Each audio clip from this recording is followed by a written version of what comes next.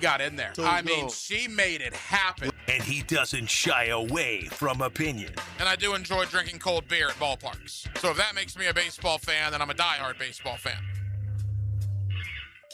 It's Hacker After Dark on 1010XL. And a very good Thursday evening to you, Jacksonville. It is Hacker After Dark, 1010XL 92.5 FM with Aaron Williams. The Hacker Ryan Green with you. Glad you are with us. A Thursday night that has us getting ready for Game 2 of the Stanley Cup Finals, Las Vegas and Carolina. The puck will drop coming up here in about 15 minutes or so. Las Vegas, a 1-0 lead after that 5-4 win in game number 1. Look, I get it.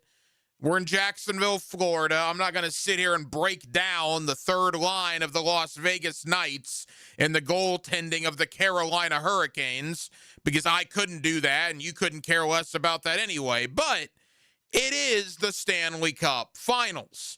And I do hope that mid to late third period, or if we get an overtime, that is always theatrics. That's always cinema. So as a guy that has absolutely no dog in the fight between Vegas and Carolina in the National Hockey League, I am hoping for a little bit of drama later on here in Game 2 of the Stanley Cup Finals. As Baloo mentioned there at the 2-minute drill, Game 1 last night of the NBA Finals. Boy, the New York Knicks, they are on a streak, man. I mean, I had the Spurs in 6. Obviously, that's not looking great right now. It was looking really good with about 4 minutes to go in the fourth quarter, and then the Spurs just couldn't do anything right, and Jalen Brunson took over the game. The Knicks have won 12 games in a row now, 12 in a row, and they are 3 wins away from ending a decade upon decade-long drought of no championships there in the Big Apple. Boy, if New York were to win these NBA Finals, can you imagine the celebration in New York City and Times Square and all that good stuff? It was fun last night. I think San Antonio will respond, but the Knicks have stolen home court with that win last night. Jalen Brunson, an absolutely terrific fourth quarter, and the Knicks lead the series 1-0 with Game 2 in San Antonio in about 24 hours from now. So we'll certainly talk about that. A lot of football tonight, a lot of college football, a lot of NFL football. Let me kind of set the scene for you. Later on in the 9 o'clock hour, Dan Roach, WBZ Television in Boston. That is the CBS affiliate in Boston. Dan's been up there for years. He's our guy when it comes to the New England Patriots. And that will wrap up our AFC East preview. One division per week leading up to the start of Jaguar training camp in late July. We kicked it off this week with the AFC East. We've already made stops in Buffalo, in Miami, and in New York. Tonight we will end it in New England with the defending AFC East champion and the defending, of course, AFC champion New England Patriots, who just added A.J. Brown to their roster earlier this week. So we'll recap the Patriots offseason, and boy, what an offseason it was, both on and off the field with all the Mike Vrabel stuff. We'll talk about all of it with Dan Roach up in Boston. That comes up in the 9 o'clock hour. Bill Bender of the Sporting News will stop by. The Sporting News College Football Preseason Magazine is available on newsstands now. They got Florida picked 11th in the SEC. They got Florida State picked 11th in the ACC. So we'll do a deep dive with Florida and Florida State with Bill Bender of the Sporting News. Also, Dave Kluge of Football Guys will join me in about less than 20 minutes. We'll talk Jaguars. We'll talk AFC. But it's never too early to at least take a peek at a little fantasy football talk when it comes to the Jacksonville Jaguars. What is the thought from the national fantasy guys about Parker Washington, Brian Thomas Jr., Jacoby Myers, Brenton Strange, Bashel Tootin, Chris Rodriguez, heck, Travis Hunter, So we'll do all of that with Dave Kluge of Football Guys. That conversation is less than 20 minutes away. Jacksonville, we're glad you're with us on a Thursday night here on Hacker After Dark. Every night on HAD, we do kick it off with a big deal of the night. And Aaron Williams, let's do that right now. Time now for the big deal of the night. What's the big deal? What is the big deal? No, because it is a big deal. On Hacker After Dark. You know, as I was rattling off those names, it got me thinking a little bit. And I was thinking about this on the drive in. Does Jacksonville coming into 2026 outside of Trevor Lawrence? Because I think we can agree that Trevor Lawrence was a star last year. When you're top 5 in NFL MVP voting, you're a star. Dare I say a superstar. So Trevor Lawrence, yeah, the Jaguars have that guy. But the skill position around Trevor, you know, you look at the wide receiver position, Jacoby Myers, Parker Washington, Brian Thomas Jr. If you want to sprinkle in Travis Hunter there, there's 4 viable options for you in the passing game at wide receiver. If you want to lump Britton Strange into the mix, and oh, by the way, your first draft pick in the draft, second round pick, Nate Borkesher. And then you go to running back, where you have Bashel Tutin, you got LaQuint Allen Jr., you got Chris Rodriguez. I just named 9 guys at wide receiver, tight end, and running back. 9 guys. And of those 9, is there a superstar in the mix there? Probably not. Travis Hunter, but I don't know if he's going to be given enough of an opportunity at wide receiver. I think he will have a role on offense, but I don't know if he'll be given the opportunity to be a quote-unquote superstar wide receiver. But what the Jaguars do have is quantity. It's kind of a fantasy football player's worst nightmare, but in reality, it's a very good problem to have. If you're a defensive coordinator that's preparing for the Jacksonville Jaguars, if you're Cleveland in week 1 or Denver in week 2, and go on down the line throughout the Jaguars schedule, right? New England week, was at 3. Who are you trying to shut down? Are you trying to shut down Parker Washington? Well, what about Jacoby Myers and Brian Thomas Jr.? Are you going to take away the running game? Are you going to load the box to stop Bashel Tutin and Chris Rodriguez and LaQuint Allen? All right, well, what about the 4 receivers I just named, plus Britton Strange and potentially Nate Borkesher?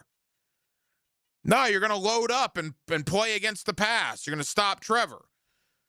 Well, that's when you got 3 viable running backs that the Jaguars like in Rodriguez, Tutin, and Allen. You know, do the Jaguars have a Jamar Chase? Do they have a Justin Jefferson? Do they have a guy along those lines? No, probably not.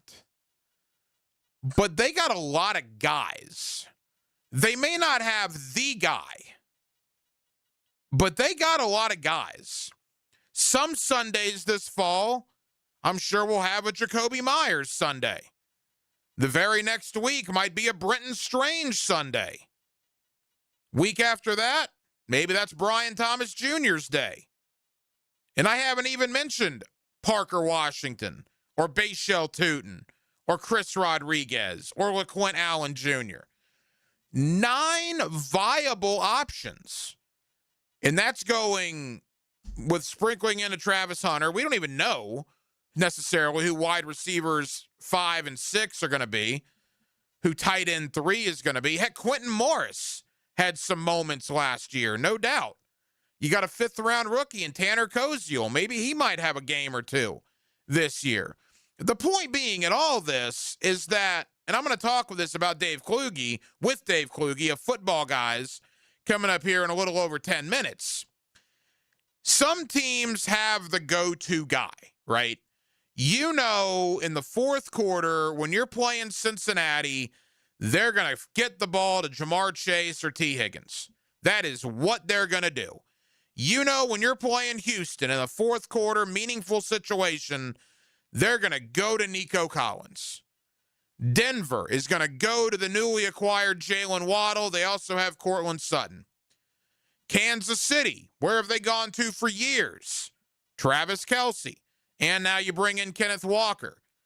Buffalo brings in DJ Moore, right? New England brings in A.J. Brown. The Jaguars' competition in the AFC, and we've talked about this, they all have that kind of go-to guy. That is potentially what the Jaguars are lacking. But if you want to go quantity instead of quality at the top, can Denver give you 8 or 9 decent options on offense that you have to game plan for? Can Buffalo give you 8 or 9 decent options on offense that you got a game plan for? Look, maybe some of these teams can, but I would argue that the Jaguars 1 to 8 or 1 to 9, however you want to classify it, at the skill position, running back, wide receiver, tight end, what they lack maybe at the top 1 or 2, they make up for with the bottom 4, 5, 6, 7, 8. And when you have a good 4, 5, 6, 7, 8, what is the defense supposed to plan for? Let me ask you this. When the Jaguars are down 4 with 2 minutes to go, who's the defense doubling? You got to double BTJ? All right, well, then you got Parker Washington and Jacoby Myers, Brenton Strange, Bashel Tootin. I like the makeup of this Jaguar offense. Now, if you're a fantasy football player, and I know there's a lot of you out there, myself included, and along those lines, we've already had meetings about the 2026 Hacker Fantasy League, which will be returning. Details on that will be coming out in the next month or so, I'm sure. If you're a fantasy football player, it's probably not a good position to draft a lot of Jacksonville Jaguars, because I don't know if there's a guy on this team that's going to have 80 catches for 1,300 yards and 10 touchdowns. But I'm pretty sure you're going to have 4 or 5 guys that are going to be in the 50, 55 catch mark for 700, 800, 900 yards and maybe 5 or 6 touchdowns apiece.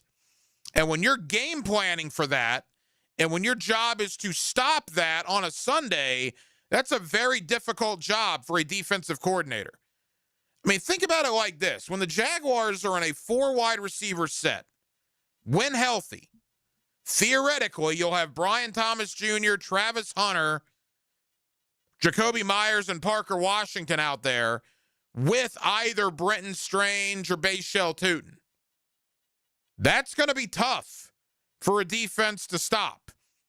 Unlike when you play Cincinnati, where you just double Jamar and make either T. Higgins or somebody else beat you, or unlike when you play New England now, where you'll just double A.J. Brown and make somebody else beat you, Romeo Doubs or whomever. And unlike Denver, where you'll try to take away Jalen Waddle and make Cortland Sutton or somebody else beat you, I don't know who you're going to double on the Jaguars, because I don't know if there's that much of a difference between Brian Thomas Jr. and Jacoby Myers and Parker Washington. I'll tell you right now, and we'll get Dave Kluge to talk about this more. Aaron, are you a fantasy football guy? Do you play fantasy football?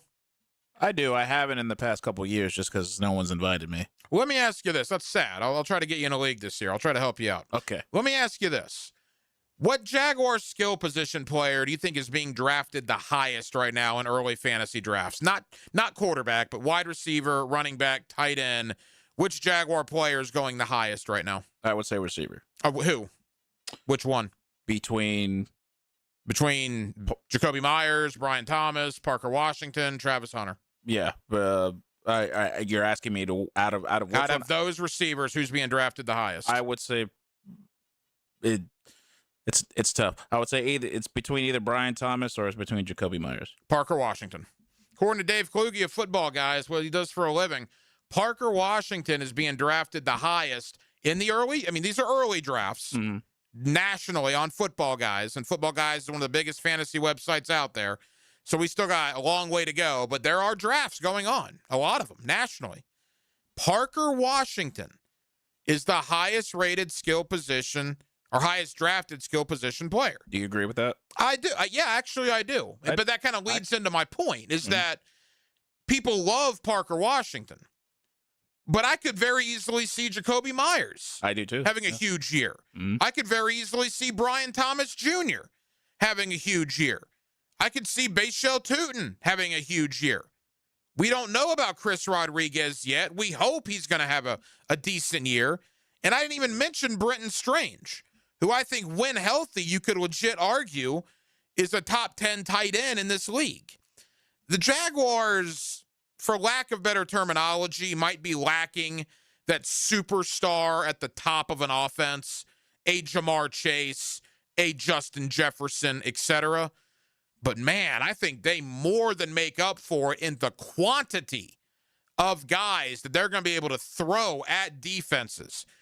If this team stays healthy, which is always a big if, obviously they did not last year. Injuries were a problem last year. So you always have to knock on wood and stay healthy.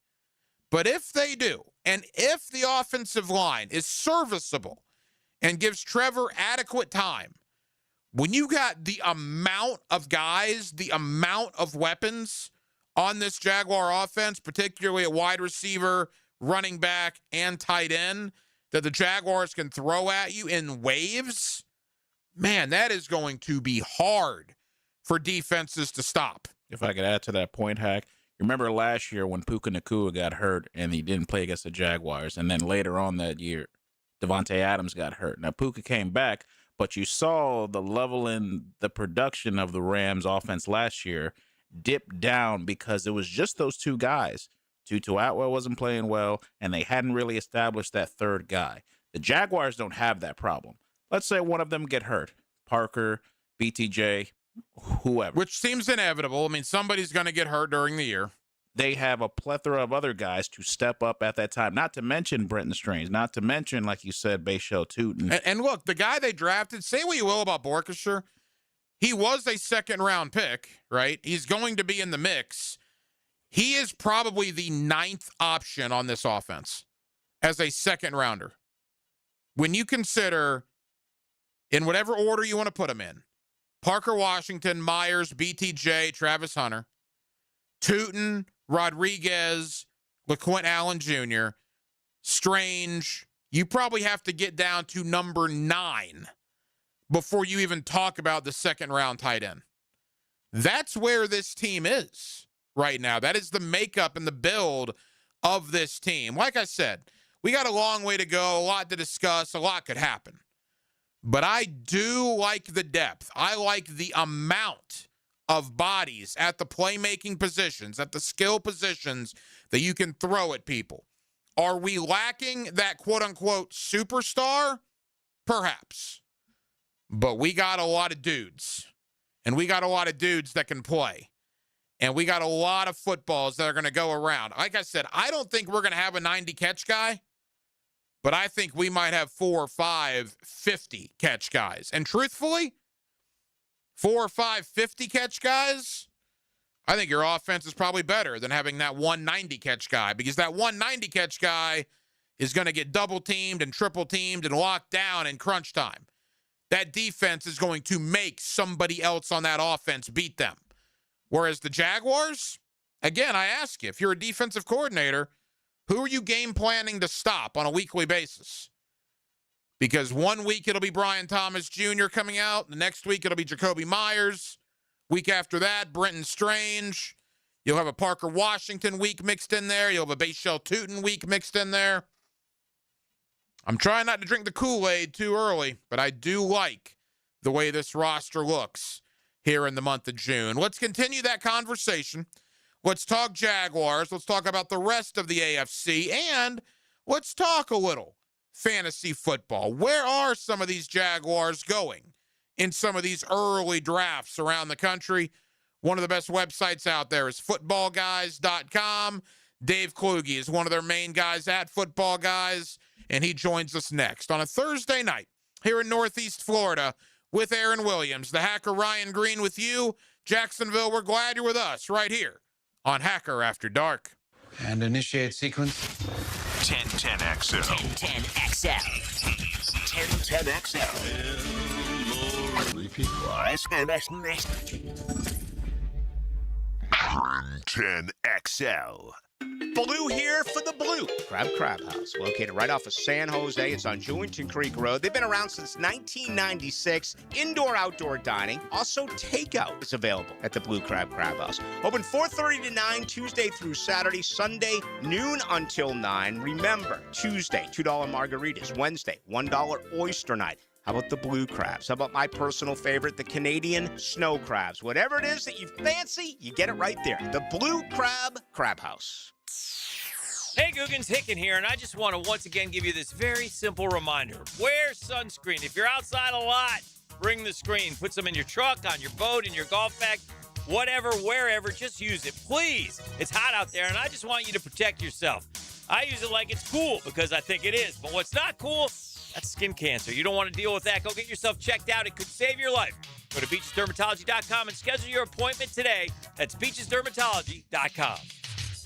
Attention skilled electricians. Are you undervalued at your current company? Time to step up to the bigger projects and better opportunities. Join the team at Miller Electric Company, a trusted name in the industry for over 96 years. At Miller, we tackle the biggest projects in the city, offering not just the job, but an experienced, top-notch pay, unbeatable benefits, and the best working environments in the business. Please join the team that values your skills and rewards your hard work. Elevate your career to new heights. Apply today at millercareers.com, an equal opportunity employer. Let's go! Looking for an exciting, fun-filled evening the whole group can enjoy? Discover the thrill of Sharks football. It's fast-paced, action-packed, and full of family fun. This week, it's Christmas in June. Be one of the first 2,000 fans and receive a free hat, courtesy of Fat Cat Tattoo. Get out of the heat and into the arena. This Saturday, June 6th, kickoff, 7 o'clock, and tickets start at just $15. Wear your favorite ugly sweater, Santa hat, or any holiday gear you can find. Let's sing some carols, have some fun, and watch some exciting Sharks football. Bring the whole crew and try our family pack. Get 4 tickets and $50 in food or merchandise vouchers for only $100.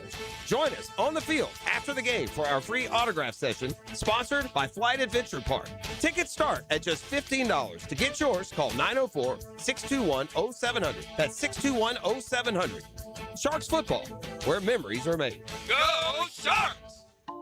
Tom McMahon is here for Armstrong Fence Company, a locally owned First Coast business for nearly 20 years. Hurricane season is here. Don't wait for the first storm warning. The fence is your first line of defense. Loose boards, weak posts, or damage can turn into big problems when high winds come around. Armstrong Fence Company handles repairs and builds from stadiums to backyards. Get a pre-storm fence check today. Call Armstrong Fence Company or search online. Armstrong Fence Company. Yeah, we did the fence. I'm Frank Frangie, and I can tell you as Walk-Off Charities has grown, we now manage a large athletic facility with numerous fields, including the Bregan Baseball Complex. To get around, we needed a good, reliable golf cart. I went straight to Dynamic Drives and Design in Jack's Peak. I met with Travis, told him exactly what our needs were. Would you believe before you knew it, the perfect cart was delivered to us at an incredible price? If you need a golf cart, Travis and his team are the go-to. Learn more about them at dynamicdrivesdesign.com. The weather is heating up, and it's time to drop a line in the water. Gear up today at Green Acres Sporting Goods, Jacksonville's fishing headquarters. From Shimano and Penn Reels to Zoom baits and much more for saltwater and freshwater fishing. They've got everything you need to land the big one. And when your gear needs work, trust their expert rod and reel repair to keep you casting like new. Stop by Green Acres today or shop online at greenacresporting.com. 1010XL, presented by Farah and Farah, exclusive injury law firm of the Jacksonville Jaguars. Still present, ready. Farah doesn't flinch. Here's another call on the 1010XL hotline, driven by Key Buick GMC, home of the lifetime powertrain warranty. Back here on 1010XL and 92.5 FM in the city of Jacksonville. We are glad you are with us. The month of June has arrived. The Jaguars back on the field earlier this week for OTAs. Next week, they will have their mandatory veteran minicamp And next month, we will have training camp beginning down at the Miller Electric Center. Let's talk Jaguars. Let's talk a little fantasy football. Let's also look around the rest of the AFC with Dave Kluge of Football Guys, who's always kind enough to join us here on 1010XL. Dave, it's been a little while, man. How are you? I'm doing great. This is such a fun time of the off season. You know, you get on social media and you start seeing teams back at practices and, you know, coaches are out here giving press conferences. It feels like we're still a ways away from the season, but it just gets closer and closer every single day. Yeah, there's no doubt. Like we said, mandatory veteran minicamp for the Jaguars next week. Dave, you and I haven't spoke really since the season ended, so a lot has transpired. A lot of conversation about Jacksonville, what they did or did not do in free agency, likewise their draft class. From a mile-high view, what's been your thought on the Jaguar offseason to this point? You know, I think they got a lot of scrutiny for what they did in the draft. You know, I heard so many people talk about how Bo Kirker was a little bit of a reach there, but I think that's the type of tight end that they need in this offense. I have a lot of faith in James Gladstone. You just look at his history as a GM, the players that he's drafted, and the franchises that he's been a part of. I think the Jags personally had a better draft than a lot of other people expect. And when I came out with my draft grades, I know a lot of Jacksonville fans were happy to see that I thought that they did a good job here. A quiet offseason for sure, but I think that they had a lot to build off of from last year. And I don't think you want to make any dramatic changes after seeing the promise that we saw with this Trevor Lawrence and Liam Cohen matrimony. And let's dive into that next. Let's look at the roster and the coaching staff. Liam Cohen back for year 2. Grant Yudinski back for year 2, the offensive coordinator. And obviously Trevor Lawrence, his second year in their system. I would think, Dave, if history shows us anything, that year 1 to year 2 transformation for a coaching staff and a roster is a pretty big deal. Absolutely. And from time to time, you do see these first-year head coaches kind of pull some tricks out of their bag and then get exposed in year 2. I don't think that's going to be the issue with Liam Cohen because we saw this was a proven system during his time in Tampa Bay, and he's got all of the pieces that he needs here in Jacksonville. So we saw Trevor Lawrence take a huge step up last year. And I know when you and I were talking in the preseason, I was very excited about the pieces on this roster, Trevor Lawrence and what we had seen from the early part of his career. And then, of course, Cohen's offense. And it all seemed to come together last year. So we saw that big breakout from Trevor Lawrence, but I think there's still meat on the bone for him to continue his ascension and start being looked at as one of those top quarterbacks in the NFL. Dave Kluge of Football Guys, the guys that Trevor Lawrence will be throwing the ball to. Dave, maybe I have my Jaguar blinders on here. I don't know how many wide receiver trios in the league are better than Jacoby Myers, Parker Washington, and Brian Thomas Jr., and that doesn't even take into account the Travis Hunter factor. You throw Brenton Strange into the mix. We'll get to the running backs in a moment because that's maybe a separate issue, but as far as tight ends and wide receivers, what do you think about the talent that Trevor has surrounding him? Yeah, it is undeniable. And I think that when you look at Jacoby Myers and Parker Washington specifically, these guys are just cut from a similar cloth to other receivers that we've seen find success in Liam Cohen's offense, most notably Chris Godwin, who has given us elite production in this Tampa Bay offense. You know, you want these guys who can catch the ball through traffic, who can create after the catch, who aren't scared of contact, and that's exactly what you're getting with Myers and Washington. So I think there might be some overlap there with the skill sets, but I think that midseason injury to Travis Hunter necessitated the trade for Jacoby Myers. He obviously looked fantastic in that role, earned the extension that he got. I am interested to see how Travis Hunter plays into this mix. I noticed that when you talked about the trio, you know, you talk about Thomas, Myers, and Washington, and then kind of Hunter as an extra. I don't know what the beat is saying coming out of Jacksonville. I expect him to be a little bit more involved. And we got some insider reports in February saying that he'd be primarily on defense. But when I look at what he started doing before that injury, you know, 101 yards and a touchdown in his final game before getting hurt in camp, I saw some real promise on the offensive side of the ball. So I think he's going to be more than just a package type of player. I think that we'll see him out there a little bit more than people expect on offense. Yeah, it wouldn't surprise me. And we didn't talk about Brian Thomas Jr. And to me, Dave, that might be the most intriguing one. BTJ coming into last year, we thought he was going to be our Jamar Chase, right? Our Justin Jefferson. 1,300 yards, 10 touchdowns his rookie campaign. And needless to say, year 2 did not go as planned. This doesn't mean much, but it's all we can go on right now. I'll tell you this, at OTAs, He looks like the Brian Thomas Jr. of 2 years ago. He's out there making plays every day. We'll see about minicamp. We'll see about training camp next month. What is your thought, your expectation for year 3 now of Brian Thomas Jr.? Well, I am ahead of consensus on him, if that means anything from a fantasy football perspective. I think a lot of people are just writing him off at this point because we didn't see that big step forward in year 2. But I can't help but think about the ankle injury, learning a new offense. I will say I had some concerns last offseason about Brian Thomas Jr.'s fit in this offense. You know, like I said, Liam Cohen really expects some tenacity after the catch. He's really rugged, tough type of football players. And I think Brian Thomas Jr. is more of a finesse speed guy. Now, I think there's a role for that in this offense, but I don't know how productive that's going to be. I think there's going to be a lot of vertical routes, where they can lean on his size and speed to stretch defenses vertically, but I'm not sure that he's going to be commanding an elite target share here. I think that his role in the offense is going to be, if I had to compare it to somebody kind of Deshaun Jackson-esque, where there's going to be a lot of big plays and there's going to be big opportunities. But I think that his major role is going to be stressing defenses vertically to open up the underneath stuff where they can get the ball to Jacoby Myers, Parker Washington, Brenton Strange, Travis Hunter on those high percentage targets. So I think that Brian Thomas Jr. can still be productive, but I think it's going to come more out of efficiency than it will be being the focal point of the offense. Couple of more for Dave Kluge of Football Guys. Let's get to the running back position. Dave, you and I haven't spoke since Travis Etienne departed for New Orleans. Now, Bashal Tutin is here. LaQuint Allen Jr. is here. Chris Rodriguez, who we haven't seen on the field yet. Hopefully that'll happen sooner rather than later. They bring in Amir Abdullah. I guess DJ Dallas is in the mix as well. What do you make of the Jaguar running back room currently? No, I do. After I give my piece, I kind of want to hear what you have to say about this backfield because I think it's a very ambiguous one right now. And my lean is towards Chris Rodriguez Jr. I think that he is such an underrated running back.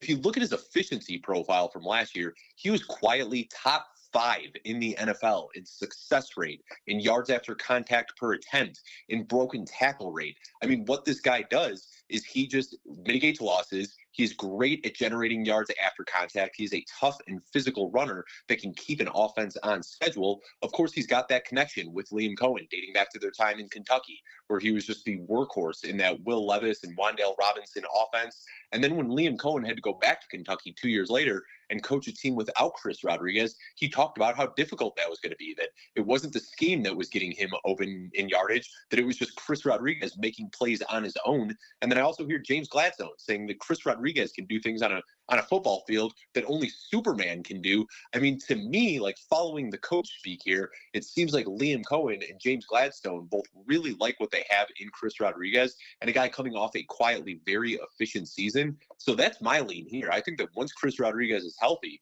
he is going to be the focal point of this offense. Now, I think Bashal Tutin, with his athleticism, can still be involved as well. I could see him as kind of that change of pace guy that can make the big plays. LaQuint Allen was quietly on the field for almost a third of Jacksonville snaps last year, is fantastic as a pass blocker, as a route runner. So I think we're going to see a little dose of all 3 of these guys, and they have 3 very different skill sets where Rodriguez can be that early down hammer, Tutin can be that big play change of pace guy, and then Allen can come in on passing downs. Now, in fantasy, the guy that I want is the guy getting the touches and the guy who's going to get opportunities near the goal line. I think that's going to be Chris Rodriguez. So he's a guy that I have a very bullish stance on that I have been aggressively targeting in drafts this year. Yeah, I want to get into the fantasy aspect in a moment. It's going to be good to see Chris Rodriguez on the field. Hopefully that happens sooner rather than later. We haven't seen it yet. I think Tutin and Allen have looked pretty good out there, but again, they're in T-shirts and shorts. Take it for what it is.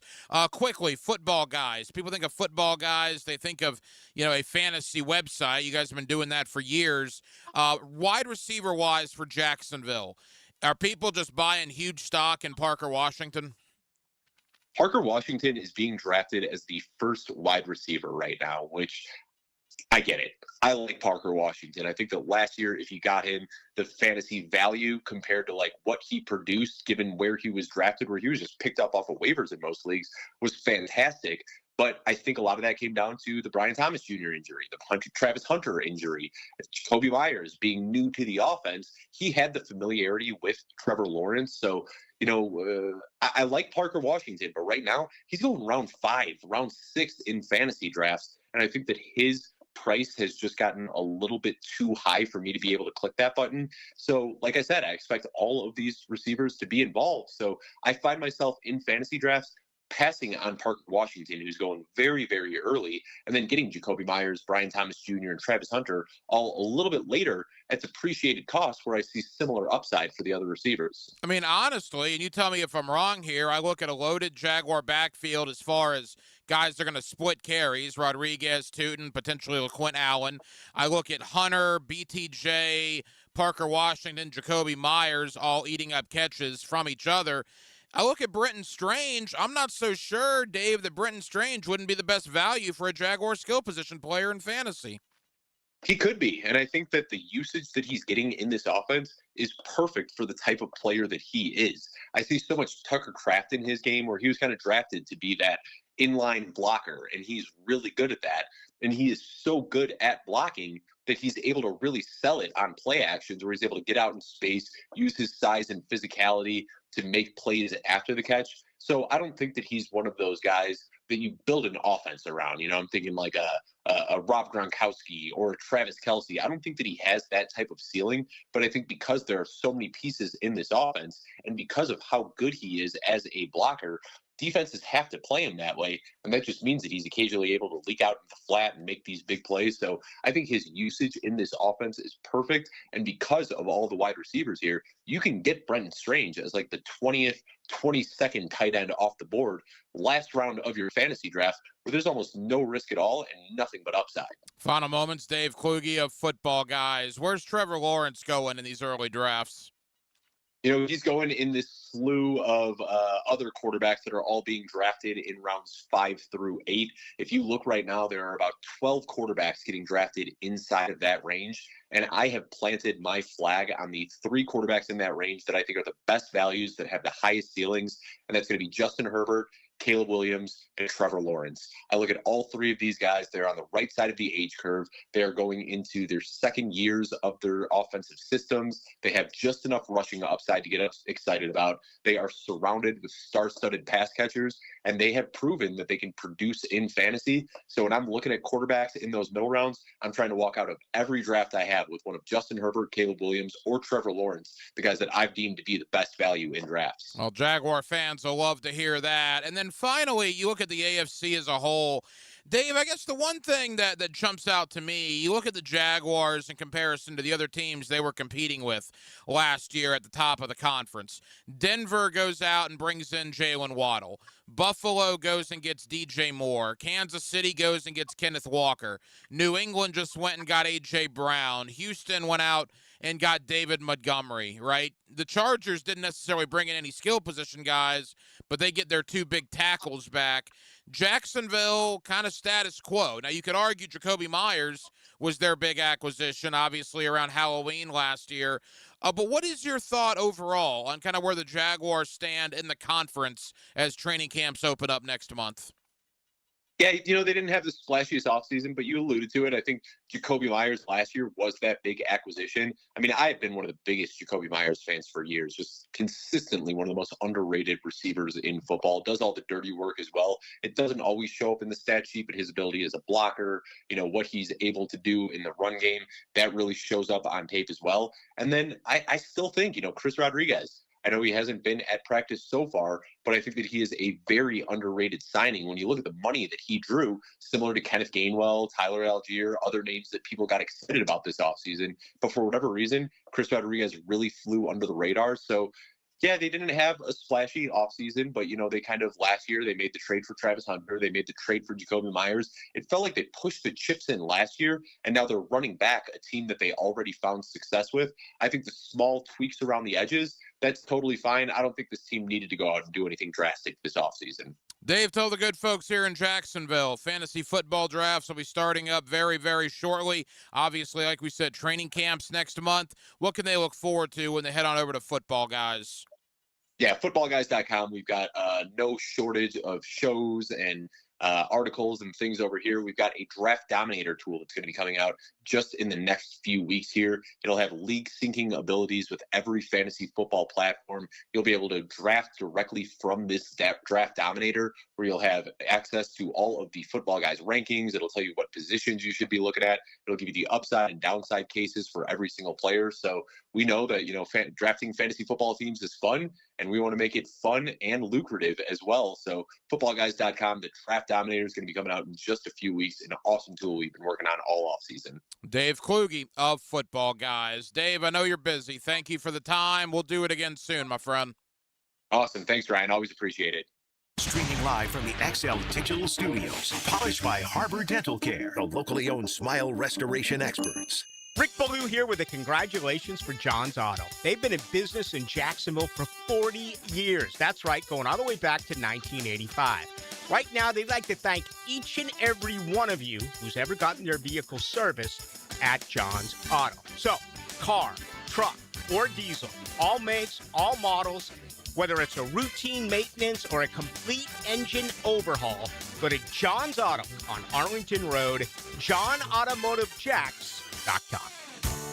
Hurricane season is here, and now is the time to make sure your property is ready. Weak, damaged, or overgrown trees can become a serious hazard when storms move in. Trust the experts at Lucas Tree Service with over 45 years of experience for professional tree trimming, removal, and storm preparation. Don't wait until a storm is on its way. Schedule your tree assessment today at lucastreeservice.com.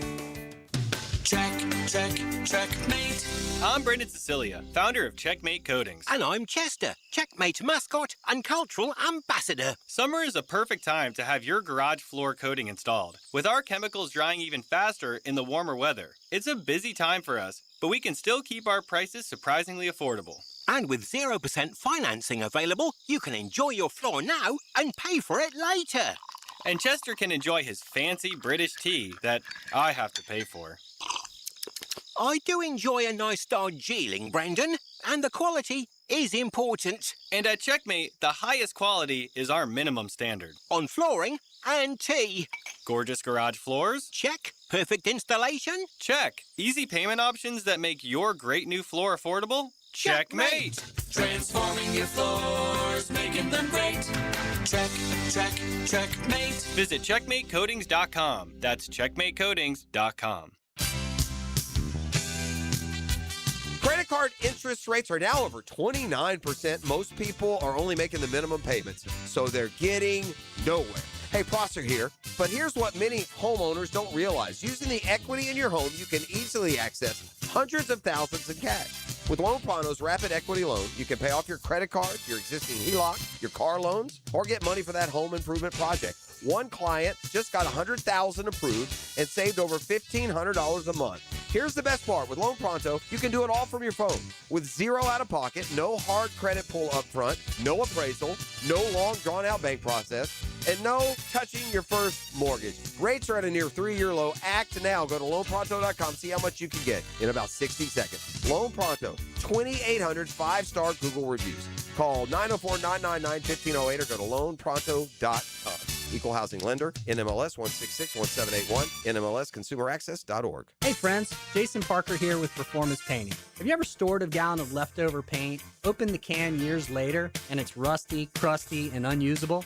Next time, secure the lid tightly to ensure no leaks and store the can upside down. Oxygen can't get to it, therefore no rust and no crust. If you'd like more tips or have a question about a project, we'd love to help. Go to performance-painting.com. Performance Painting. Prepare, protect, preserve. Performance painting. In the game of vehicle performance and reliability, Atlantic Infinity is always the top pick. This is Hayes Carlion. Did you know that every certified pre-owned Infinity is inspected, factory-backed, with a limited warranty, and gets the same championship-level service as a brand-new Infinity? Every mile will feel like first class. Check out their full certified inventory now at AtlanticInfinity.com or visit Atlantic Infinity off Atlantic near St. John's Bluff.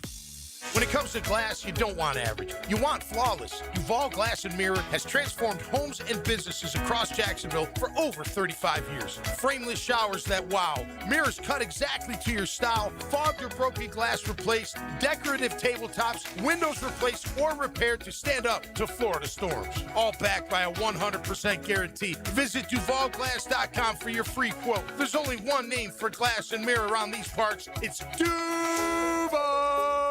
When my dad tore his meniscus skiing, he was told that surgery was the only fix. But surgery meant giving up his hobbies, so we went to Southeast Orthopedic Specialists. They specialize in non-invasive treatments that get you back to fighting shape. My dad got a platelet-rich plasma, or PRP, injection. It took a fraction of the time to heal, and now he's back to doing what he loves. Relieve pain and get back to life. Southeast Orthopedic Specialists.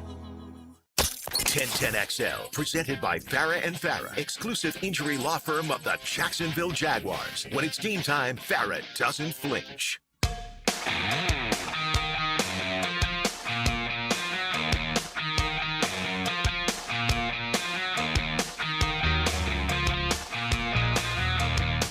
After Dark on 1010XL.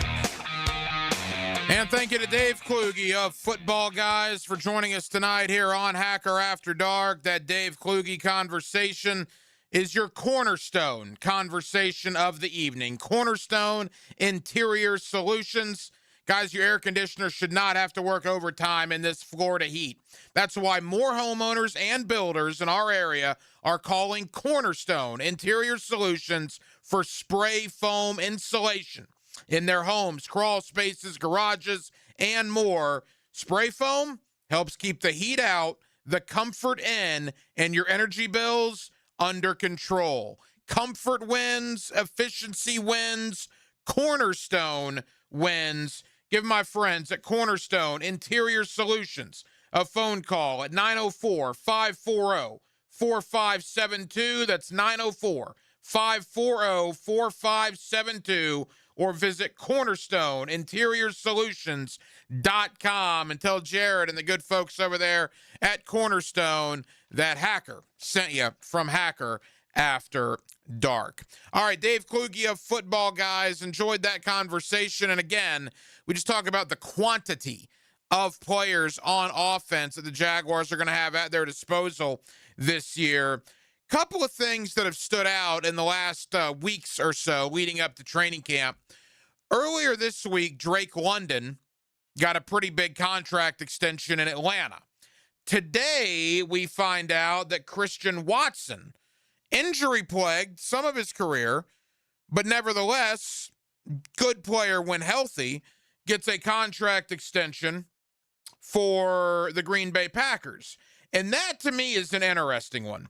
Because if you look at Christian Watson, all right, today he signs a $110 million extension over a 4-year deal. In Watson's career with Green Bay, he has hauled in, 133 passes for 2,264 yards. He does have an impressive 20 touchdowns. So remember those numbers, 133 for basically 2,300 yards and 20 touchdowns. And I'm just curious, when you compare those numbers to what Parker Washington has done here. Now, Christian Watson just got $110 million. And again, albeit he's had some injuries, but he's caught only 133 passes for 400 yards, we said, and 20 touchdowns. Now, when you look at Parker Washington, who's also going to be due a contract extension, Washington in his career, 106 catches for 1,400 yards and 10 touchdowns. And that's in one less year than Christian Watson. So if Washington, let's say Washington does what he did a year ago, we'll even say less. If Washington catches 50 balls this year, which I think is more than plausible, it might be short-sighted, but we'll say 50. Well, that would give him then in a Jaguar uniform 156 catches in 4 years. which would be more than Christian Watson. Let's say Washington gets, I don't know, 700 yards receiving this year. That would put him at 2,100 for his career, which is about 250 less than Christian Watson. And let's say Washington finds the end zone 5 times, which again are all plausible numbers. That would give him 15 touchdowns to Christian Watson's 20. My question, Aaron, to you, with Christian Watson getting $110 million today in a 4-year deal for Green Bay, is that the kind of numbers that Parker Washington deserves if he has a solid 2026 campaign? I believe so, and I think he'll deserve just a little bit more if he can even do just a little bit better. Or, I mean, even if he does the same amount of production as he did last year, because I think he was spectacular last year, and there's nothing that says to me that there's going to be a dip in his performance. I mean, to me, I think he's just going to exceed that.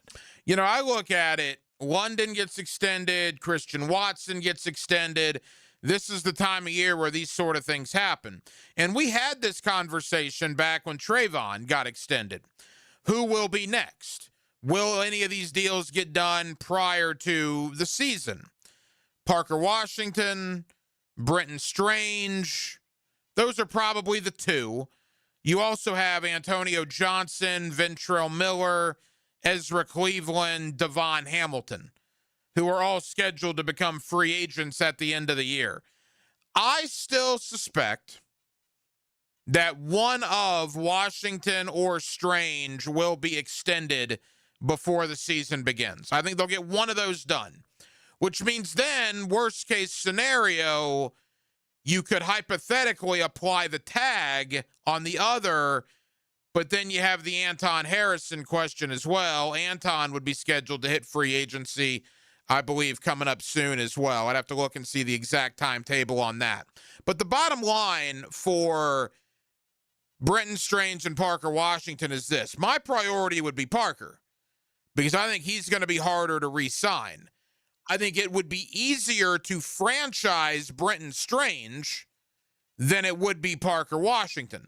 I also understand the other side of it, where if you're Parker Washington and his representatives, and you see a deal like today where Christian Watson in Green Bay gets $110 million over 4 years, you probably want to hold off on signing any sort of extension until after this year, because I said Parker goes for 50 catches for 800 yards and 5 touchdowns. Well, what if Parker goes for 70 catches for 1,100 yards and 8 touchdowns? Well, then at that point, you're going to pay him very similar money to Christian Watson, if not over that. So slippery slope when it comes to Washington and Strange. Both guys are scheduled to be free agents after the year.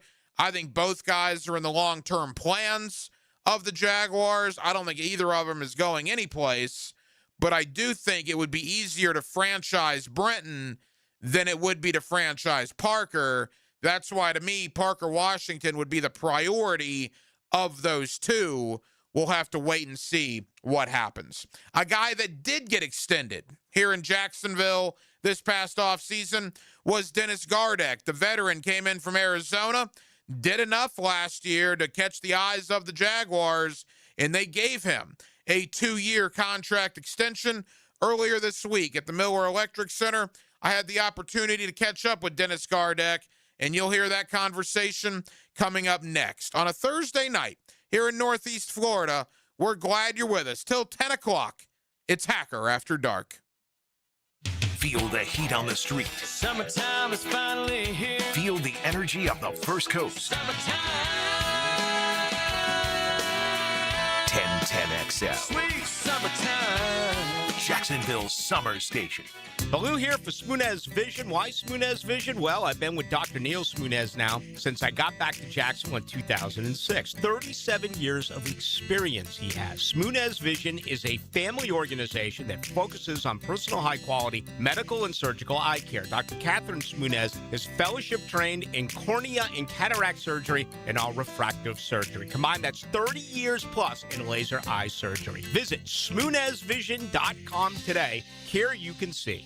The biggest sporting event of the summer is about to kick off. I'm JJ LaSelva from The Frangie Show, and if you want a real man's view of the beautiful game and analysis of Team USA, tune in to 1010XL's Soccer Show podcast, laced up by Twin Peaks. Eats, drinks, scenic views. The best value for golf in Jacksonville remains Cimarron, totally reestablished with new tee boxes, improved fairways and greens, also a brand new restaurant with indoor and outdoor settings, and live music. Join the Wild One loyalty program online at Cimarron Golf. When's the last time you played Cimarron? Cimarron Golf Club on 210, the Wild One. Prosser here. Get those boats ready. The Dailies Old School Kingfish Shootout presented by Yellowfin is almost here. Coming up Saturday, June 13th. Just go to oldschoolkingfish.com to find out more. The grand prize, a 21-foot Yellowfin hybrid boat worth $130,000. And with limited boundaries, no live bait buying, and no checkout, it's seriously old school fishing. That's why we call it the Old School Kingfish Tournament. Here's how you do it. Go online, sign up. You become part of what's always a terrific tournament. It's Old School Kingfish Shootout. oldschoolkingfish.com. Hey, this is Lauren Brooks. If you love your dad or husband, but their garage is a mess, well, I've got good news for you. Closets by Design's Father's Day sale is here. Imagine custom cabinets for tools and beach gear, storage walls that actually organize the chaos, and durable garage flooring that makes the whole space feel brand new. It's the perfect gift for just about any dad. Right now, get 40% off plus an extra 15% off with free installation. Schedule your free consultation today. ClosetsByDesign.com. Imagine Dad's garage totally organized. Summer is finally here, and it's time to take advantage of Zero Res's best deal of the summer. Hicken here. Don't let rising gas prices stop you from having a clean and healthy home. Zero Res is keeping comfortable affordable with a powerful cleaning at a price families can feel good about. Zero Res can handle every surface in your home. Carpets, tile, grout, hardwood, laminate, upholstery, rugs, air ducts, and more. Take 25% off all services except air duct cleaning. That's $5.99 per system for air duct cleaning. Visit ZeroResJacksonville.com. Ask for the 1010XL special. Dinner tonight? Make it easy and make it something everyone will love. With the Flame Broiler Family Meal Plan, you can feed 4 fast with fresh, flavorful options. You get 20 ounces of your choice of protein. Mix and match your favorites, plus steamed rice and a fresh veggie medley. It's a complete no-stress meal the whole family can agree on, starting at just $34.99. Skip the cooking tonight. Bring the family together and stop by any of Flame Broiler's 5 locations today. 1010XL, presented by Farah and Farah, exclusive injury law firm of the Jacksonville Jaguars. Focus, fueled, fearless, Farah.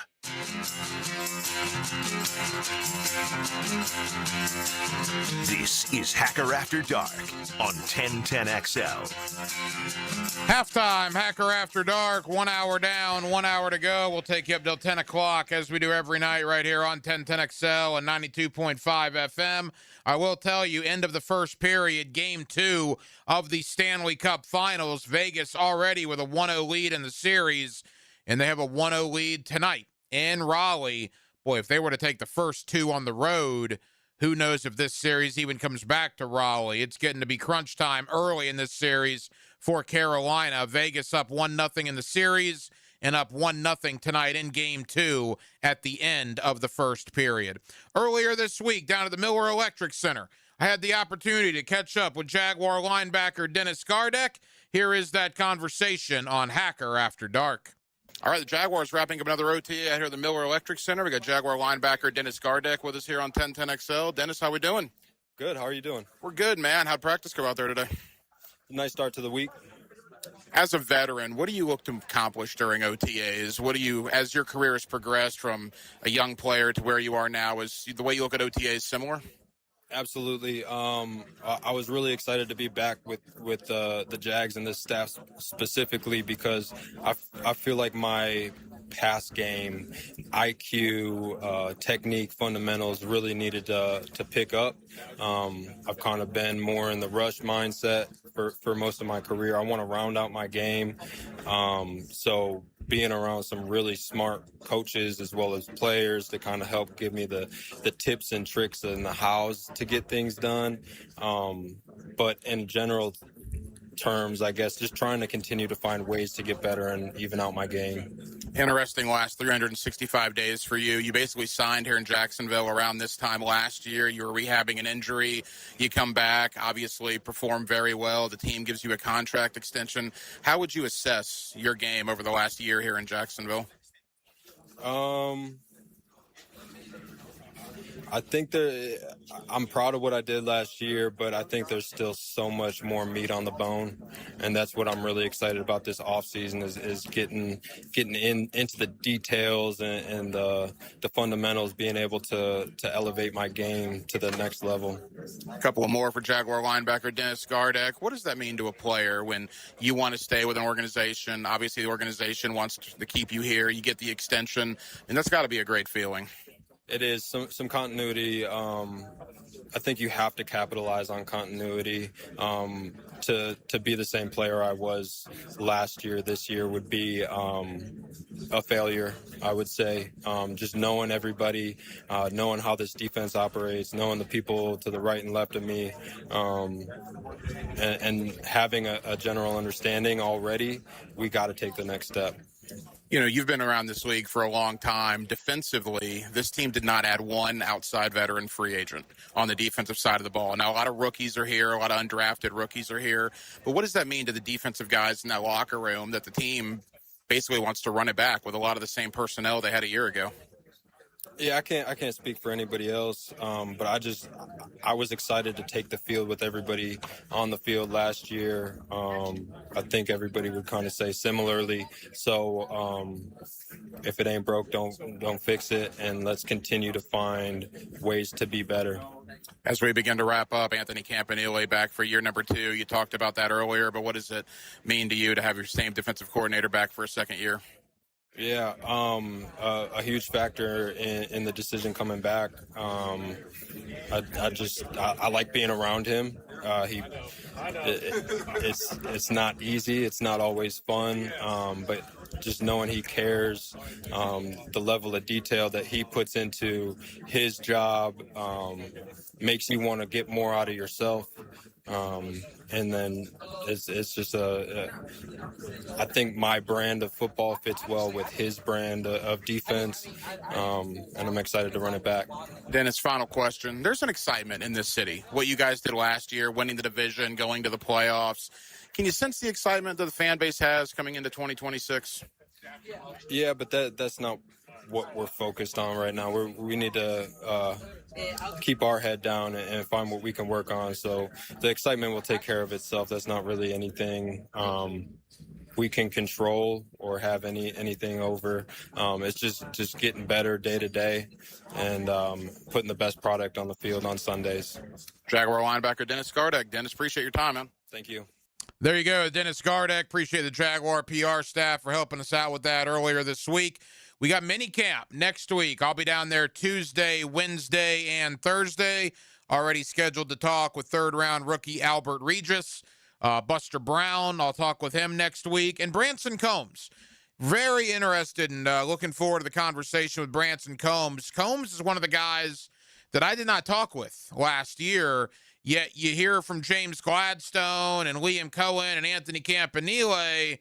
And is he in the mix with Ventrell Miller to replace Devin Lloyd? So we'll go one-on-one with Branson Combs next week as well down there at Jaguar Veteran Mini Camp. That is the NFL side of things. We'll get back into the NFL coming up in about 30 minutes as our AFC East previews will wrap up tonight. We will go to New England. Dan Roach, WBZ Television in New England, to talk about what has been a very wild and interesting New England Patriots offseason. Coming up next, let's dive into the world of college football. The Sporting News preseason college football magazine is out. Boy, not a lot of love for either Florida or Florida State. Florida State picked 11th in the ACC in the Sporting News preseason mag. Florida picked 11th in the SEC with the Sporting News preseason mag. One of the guys at the Sporting News is our guy, Bill Bender. He's joined us for years, and he joins us next right here on a Thursday night in Northeast Florida, talking college football with you here on Hacker After Dark. Now, another classic moment in Jags history. He's got room to run. 10, 5, we're now leads. Touchdown, Jacksonville. This is the home of your team, 1010XL, home of the Jaguars. If you own or manage a commercial property or HOA, one backup can quickly turn into a flooded parking lot and costly damage. Duck Rooter's VATCon team brings the equipment and experience to get the job done right. Right now, get $250 off VATCon service and make sure your storm drains are ready for heavy rain. Keep water moving where it should, away from your property. When you're stuck, call the Duck. 904-862-6769.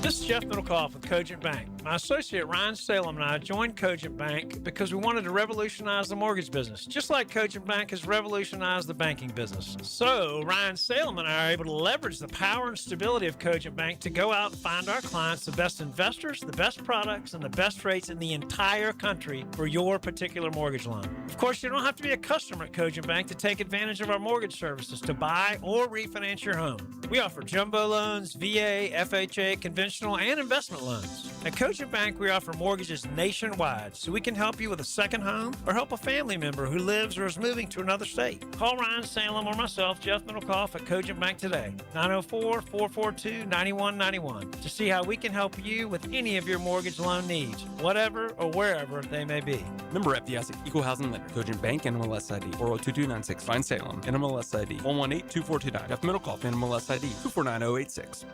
Keep an eye and an ear out for Johnny O. I'm listening. Catch the man who knows Jacksonville football, John Osher. Are you sure? Weekdays on 1010XL. Served up by Twin Peaks. Eats, drinks, scenic views. Home of the Jaguars. WJXL AM Jacksonville Beach. WJXL FM Jacksonville Beach. If you are an experienced electrician looking for your next big opportunity, look no further than the Miller Electric Company, a trusted name in the industry for over 96 years. At Miller Electric, we tackle the biggest projects in the city, offering you the chance to showcase your skills on a grand scale. We believe in rewarding hard work with the best pay, top-notch benefits, and an unbeatable culture where people actually care about each other. Take your career to new heights with Miller Electric Company. Apply today at millercareers.com. Miller Electric, an equal opportunity employer. Summer's here, and it's the perfect time to upgrade your backyard with Superior Fence and Rail.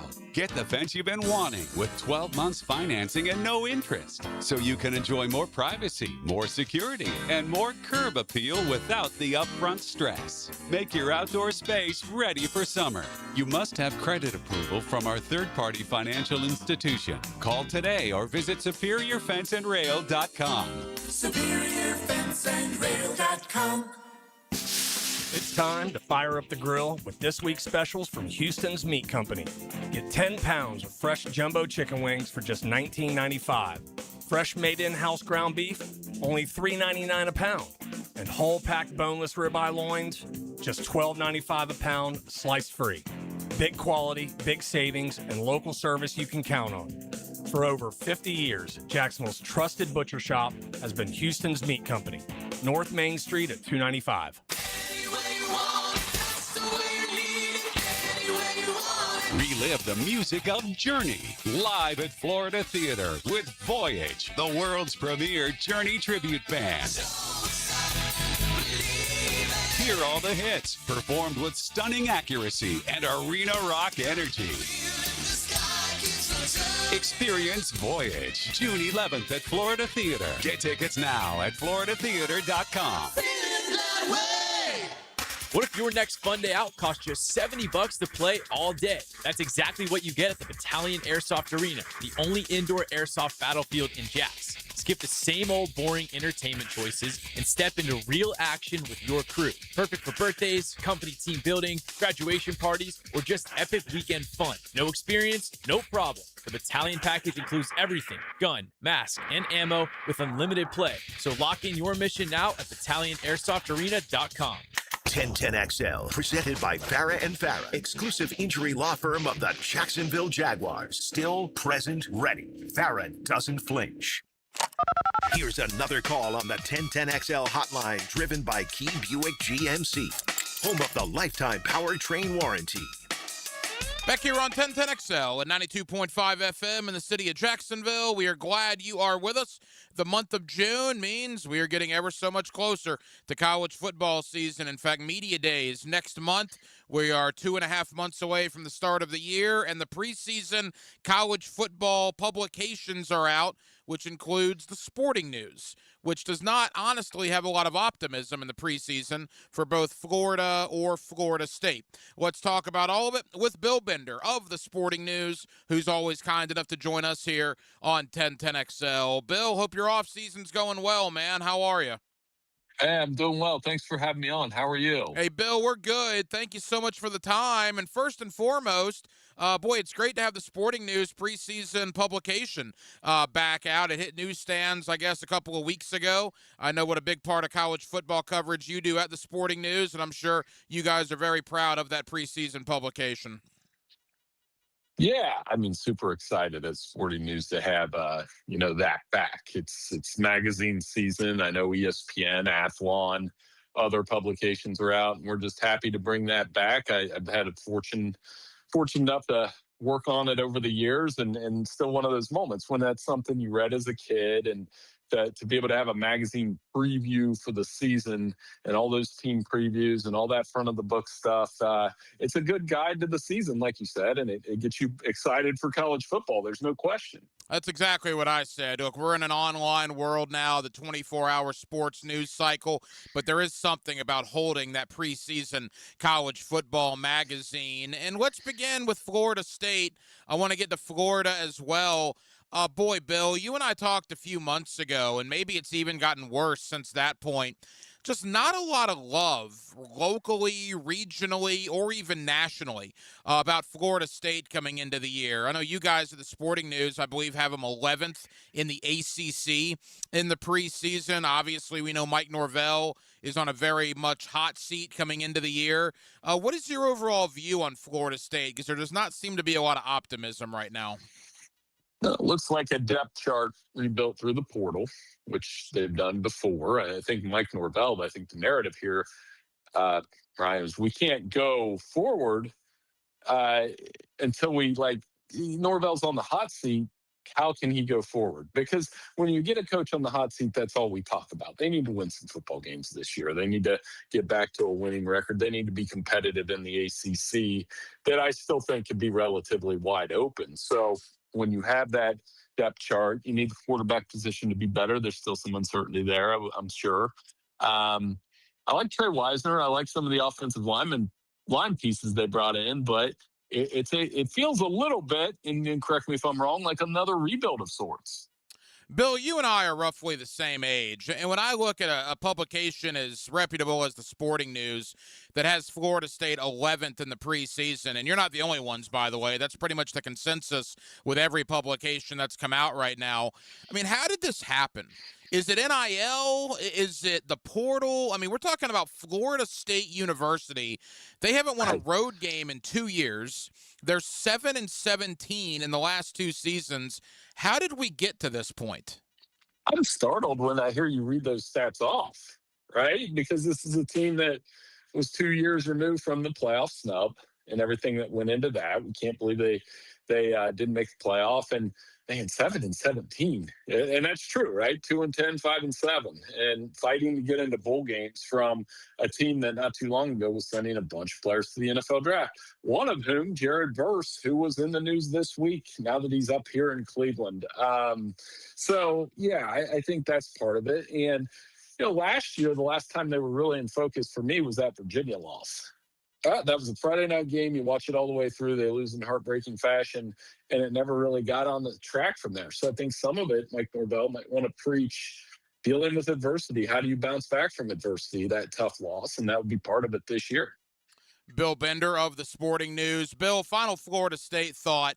They've kind of backed themselves in between a rock and a hard place. They kept Norvell after last season when many Florida State people wanted him removed. If the season starts out bad this year, 2-4, 3-5, what have you, I almost think at that point it might even look worse if you fire Norvell mid-season after not firing him at the end of 2025. What's your thought there? Well, a lot's been written about the buyout, though, right? And we're in this that's one of the, I guess it's an overall problem with college football that needs addressed. When you pay that much in a buyout, how are you going to pay for the roster? It's a lot of money to be thrown around, but you're exactly right. If they get off to a slow start this year, you could see him getting right back on that hot seat. Like I said, he's probably number one on those hot seat lists in a lot of ways. So if they start out 2-4, they probably look into it. But who are the coaches you're going to hire? I always ask that question first. You're going to get rid of Mike Norvell, or are you going to hire to take his place? Because there's another program I know we're going to talk about here in a minute that's pressed reset several times since Urban Meyer left. And, they're hoping that they get it right this time. Let's get to the Florida Gators next. And Bill, here locally and even regionally, this won't mean anything come September, but to me it's a talking point right now. I give the University of Florida credit because a big talking point down here, Florida State did not let media cover spring football. They didn't have a spring game. They canceled the Seminole Spring Speaking Tour, whereas John Summerall has done, I think, literally every TV station in the state of Florida. Mm-hmm. He's done every podcast that's wanted him. He's done every website that's wanted him. They have gotten him out there full force since he got hired. It's actually been pretty impressive. I don't know, again, what that's going to mean in September, but for the here and now, the excitement around Florida football and John Summerall is pretty high. Yeah, look at his record. He's won at every stop, won at a high level. I like, you said it best, it's more of a barnstorming tour of sorts to get some excitement around the Florida Gators program. That doesn't mean they're going to win 10 games this year, but it means they could get this thing pointed in the right direction in the SEC where they can be competitive again.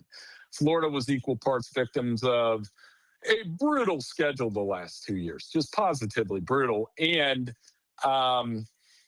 just the quarterback playing the turnovers. So I do like John Summerall. I've seen him a lot on my timeline all the way up here in Central Ohio between the podcast appearances, the interviews, and he's very charismatic in that regard. So in a SEC kind of way, right? He feels like one of your own down there, I would imagine. Bill Bender of the Sporting News. Let's talk about the Gator roster, the staff. Obviously, Buster Faulkner comes in from Georgia Tech. We think Aaron Philo will be the starting quarterback. We'll see how much of a competition there is with Tramel Jones. I give Summerall credit. Again, you and I talked about this a few months ago, the retainment of Jaden Baugh and Dallas Wilson and Vernell Brown and Jaden Woods and Miles Graham. He kept pretty much everybody that Gator fans wanted him to keep, and they're doing wonders, by the way, on the recruiting trail. Maybe we'll talk about that in a moment for the future outlook of Florida. But what is your thought on the Gators heading into 2026? If they got to 7 wins and kept that momentum going from recruiting, that would be a win. And someone aren't going to want to hear that yet because it's here and now anymore. You mentioned the Faulkner connection. They get Philo, they get Singleton, they bring in Harpering too, right? Tight end. And retaining a lot of those defensive players. There's talent on the roster, but there's always a transition. And then just like I said, everywhere he's gone, whether it was Troy or Tulane, John Summerall found a way to win football games. And he's played for a lot of conference championships between those two schools. So it is a brighter outlook for, if you're asking me the forecast, I think it's a little sunnier at Florida than Florida State right now, especially with what Summerall, I think he's going to be able to do if they continue that recruiting and working the portal the way that they have.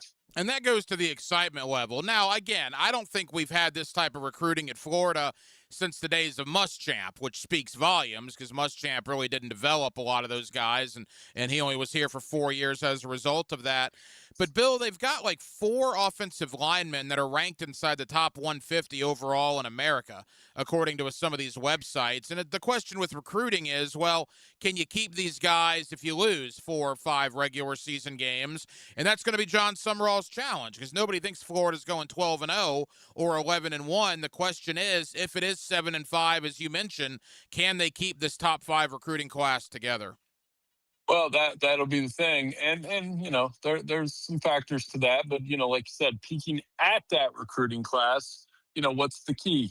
Recruiting Florida, recruiting Georgia. They even get a Pennsylvania tackle. How did that happen? How'd you pull a kid from Pennsylvania all the way down there? So, when you have that range of recruiting outside the typical circle, of course you've got to recruit Florida well. Of course you've got to recruit Georgia well. But I'm looking at this recruiting class right now, and I'm seeing a kid from Centerburg, Ohio. That's up by me by the way. So if you can stretch that nationally, pull some of those meat and potatoes type guys from this region of the country to join what you have down there, you're going to have a really good class. Yeah, those 4 offensive linemen. You mentioned Pennsylvania, Texas, Virginia, and Georgia are where those 4 highly touted offensive linemen are coming from. So John Summerall and his staff have made a reach outside of the Sunshine State early in his tenure.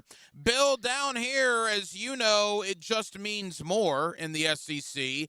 Unfortunately, that hasn't meant more as far as national championships in the last 3 years. The Big Ten defending back-to-back-to-back national champions, and I look at you guys at the Sporting News, I look at Athlon, I look at Lindy's, and all 3 preseason magazines that are out have a different Big Ten team as preseason number 1. Has the Big Ten surpassed the Southeastern Conference right now? This is a year-to-year thing.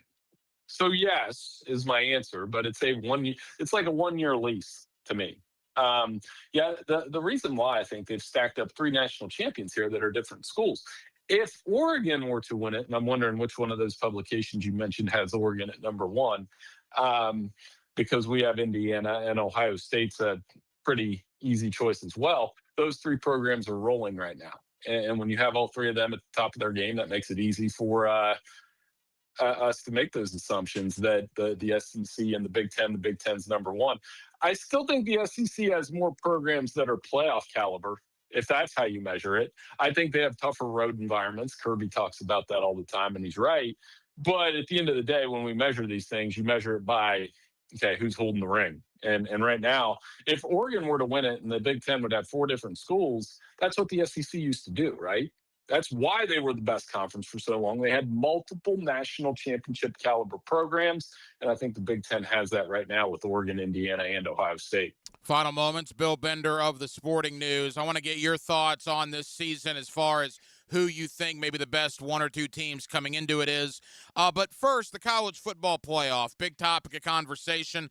The SEC has kind of dug their heels in, wanting to go to 16, where it appears everybody else wants to go to 24.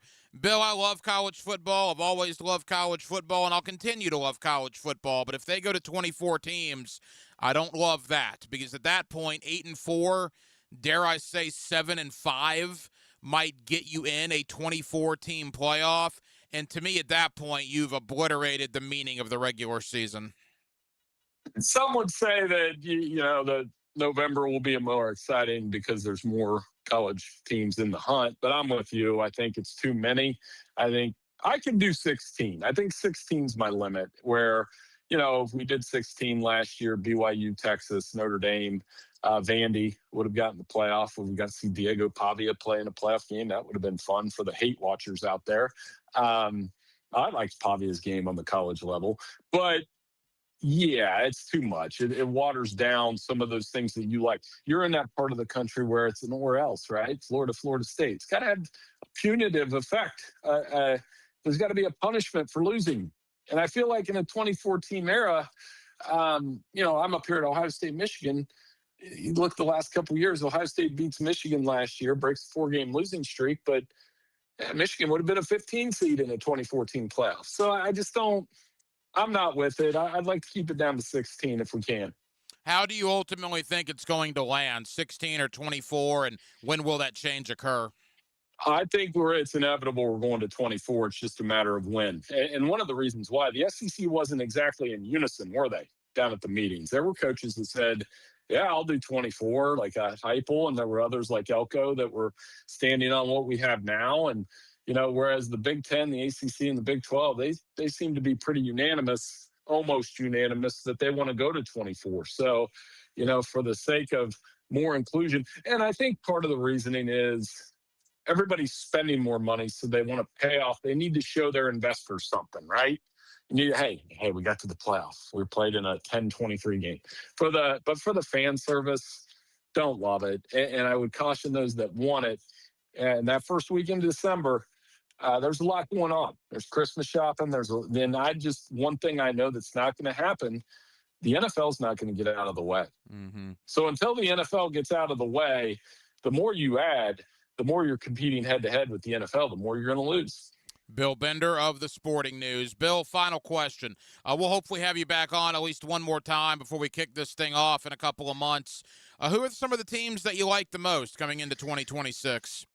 Well, I mean, any one of those top six. You mentioned Lindy's and Athlon, and love their magazines and their product as well. I know ESPN has one coming out, but whether you took Ohio State, Indiana, or Oregon in the Big Ten, if you took Texas and Georgia, I think it'd be interesting to see which one of those two teams is atop the SEC preseason poll.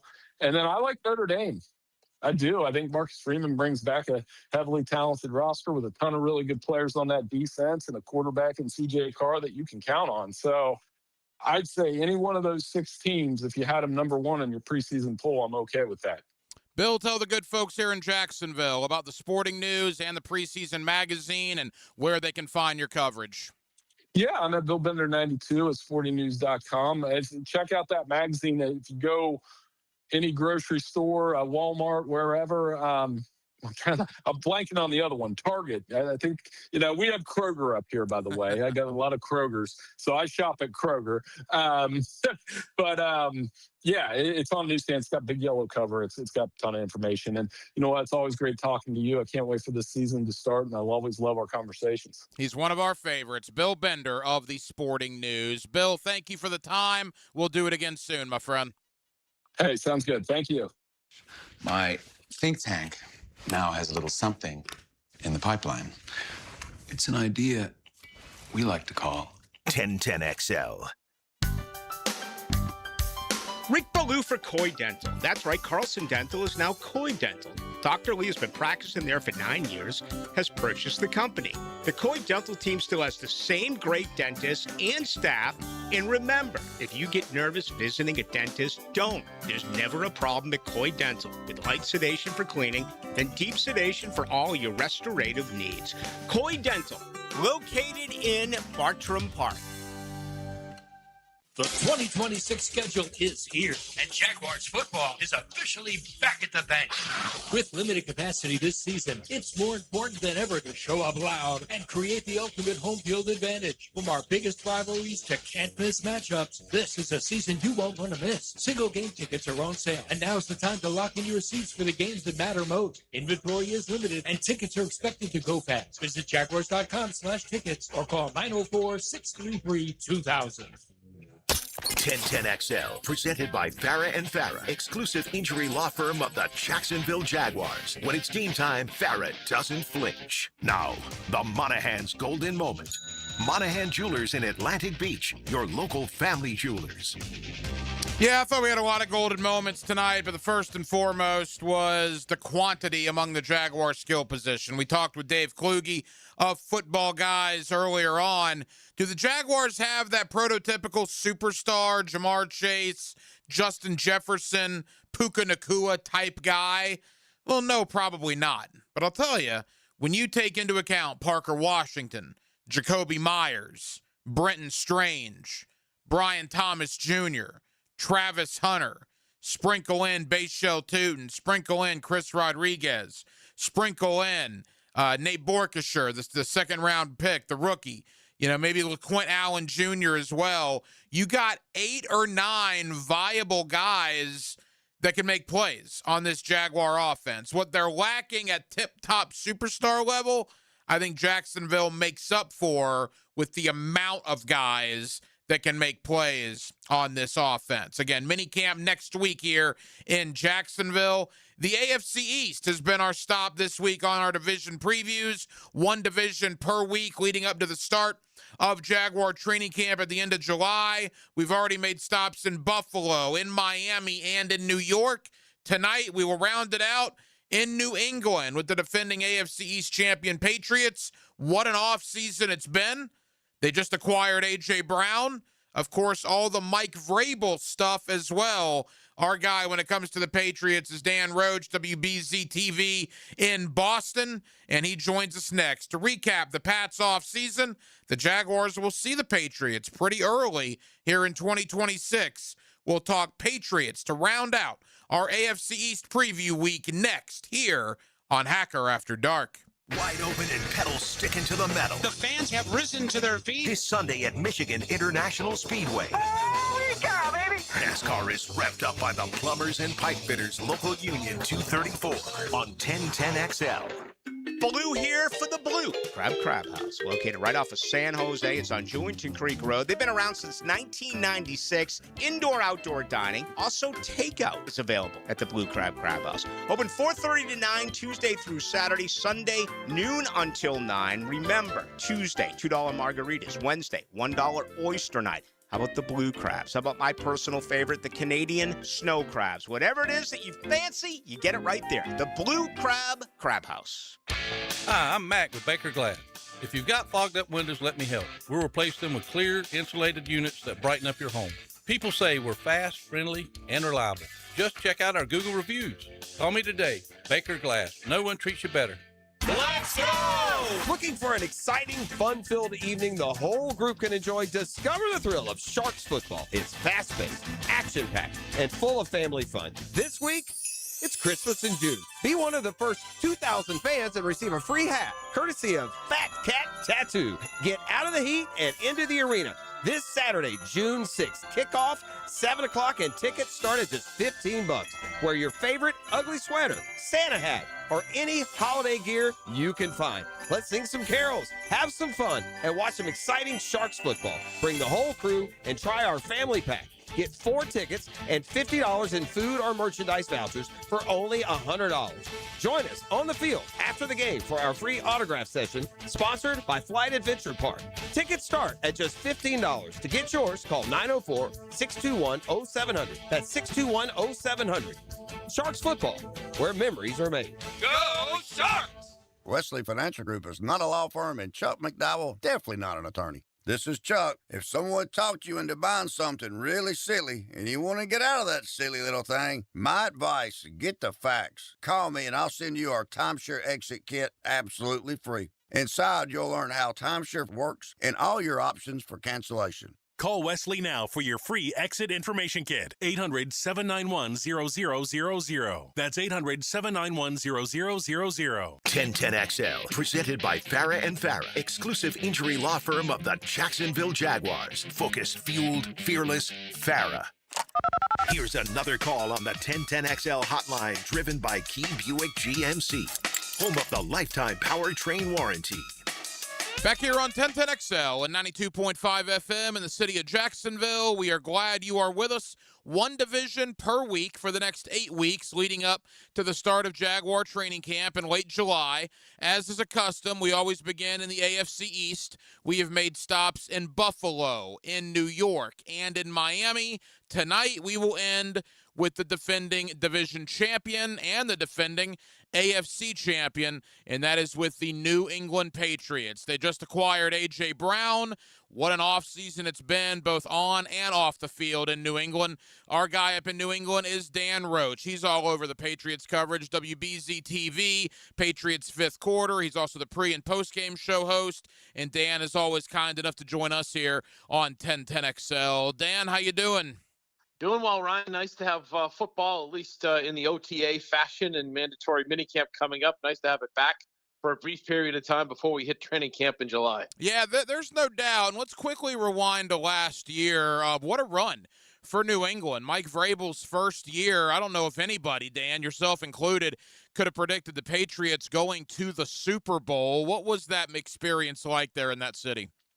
It was really cool. You know, we've been through so much, as you know, here in New England through the Brady Belichick run and for 20 years. And then it kind of hit, a little bit of a rock bottom point for here with a couple of 4-13 seasons with Bill Belichick, Gerard Mayo, and then Gerard getting let go and then bringing Vrabel in. So I think the expectations were, hey, if they finish 500, if they, with 9 wins, 8 wins somewhere, they'd be in good shape going forward. Just to see them finish well, I think that's what everybody was looking for. And the beauty of sports is that you just don't know from one year to the next, and especially in the NFL, we've seen teams turn it around rather quickly.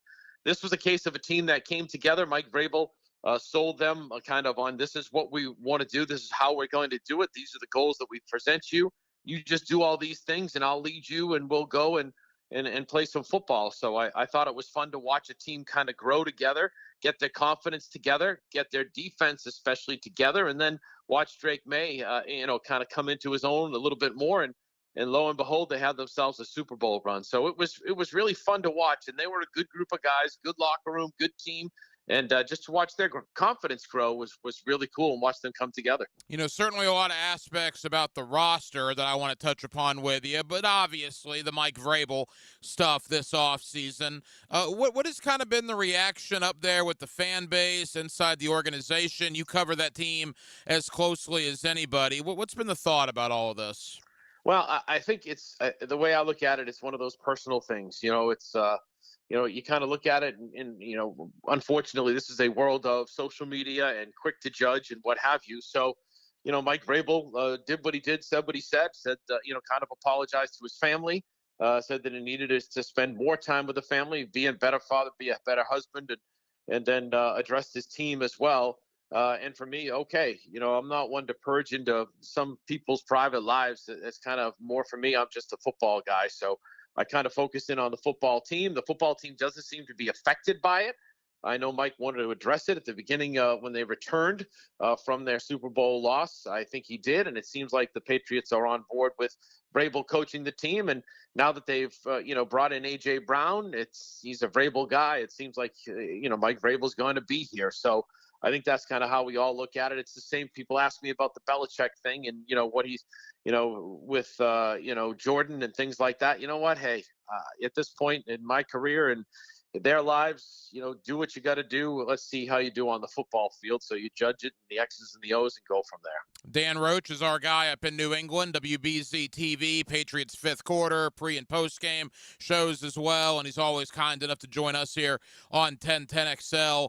All right, I'm happy I didn't have you on Monday because I'm happy we scheduled this later in the week because the A.J. Brown news broke earlier this week. A.J. Brown, long rumored trade from Philadelphia, finally came to fruition.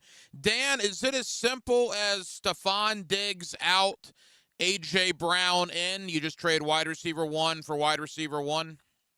In some ways, yes. I mean, that's the kind of the simple answer. I thought the Diggs signing worked out perfectly for both sides. It couldn't have gone any better.